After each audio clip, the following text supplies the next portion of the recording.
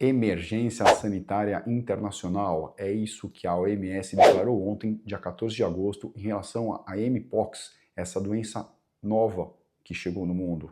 Será? Então, gente, primeira coisa, ela não é nova, ela é a Monkeypox que a gente falava antigamente e que já esteve presente no Brasil num surto há 2 anos atrás, em 2022. Agora, a diferença é que aparece uma nova variante, a Clado 1B, que estouram os casos na República Democrática do Congo. Estamos com 14 mil casos lá diagnosticados e 450 óbitos. Então, primeira coisa, o problema dessa nova variante é o alto índice de mortalidade. A gente vai de 1% no anterior para até 10% nessa nova variante. Mas muita calma quando a gente está falando isso, porque ninguém está falando em pandemia, ninguém está falando em Brasil. Isso a gente entra num processo que a OMS faz quando você entra nesta emergência sanitária, na emergência de saúde internacional, é só para ter facilidade nos trâmites, quando a gente fala de vacinas, nos métodos diagnósticos e também nos medicamentos para tratamento. No surto de 2022, para vocês terem ideia, o Brasil foi o primeiro país com maior número de casos e pouquíssimo foi falado disso. Tínhamos mais de 10 mil casos e pouco falou-se, porque realmente nunca chegou ao padrão de pensar numa pandemia, numa epidemia, numa endemia. A variante Clado 1B está causando muita preocupação, mas por enquanto só no continente africano.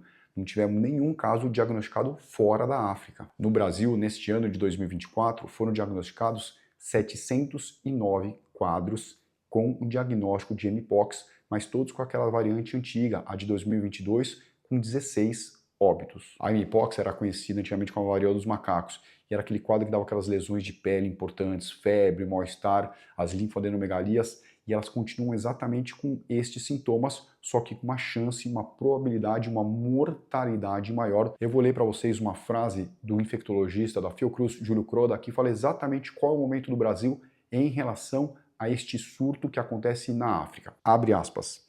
A transmissão ainda é bem local na África e não há motivo para alarme nem com a notícia da alta letalidade. O Clado 2, globalmente, levou a 1% de mortes, mas no Brasil, este número foi extremamente inferior, então nada nos leva a crer que mesmo se a doença chegar aqui, terá a mesma letalidade que está apresentando na África. Portanto, pessoal, nada de desespero. Eu entendo que a gente vem muito machucado com a pandemia em 20 do Covid, mas não é isso que está acontecendo e não é aquele papo que já vimos isso antes, já vimos isso acontecer e olha o que aconteceu.